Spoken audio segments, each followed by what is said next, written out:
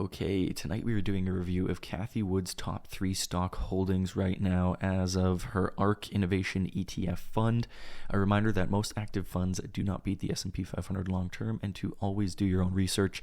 But I'm Hugh from Wall Street X, and starting off her list at number 3, Cathie Wood has CRISPR Therapeutics AG CRSP stock.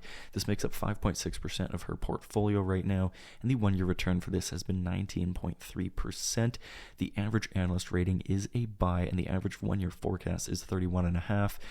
We have this one as a strong buy, and we have a one-year price forecast of 284.7%, one of our highest, probably because the EPS growth is forecasted to go absolutely crazy. This one has a very, very high valuation, but given that it's so small, it also has a very, very high revenue growth potential.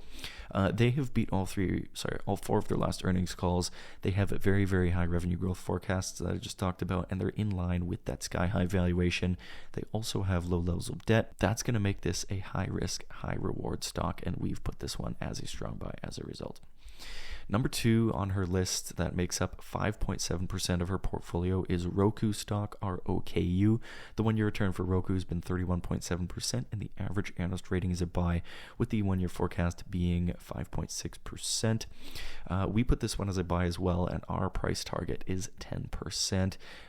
Pretty fair valuation and pretty high revenue growth given that valuation. They've beat 3 of their last 4 earnings calls. They have insiders starting to buy large chunks of stock, which is a great sign. Low debt levels as well, and a great valuation with those high growth forecasts, which is what you want to see. However, competition is expanding fast, and long-term revenue questions about their advertising revenue as well. However, we think this is a low risk, high reward stock, so we've put this one as a strong buy. And number 1 on her list is Tesla, TSLA. It makes up 12% of the ARK Innovation Fund.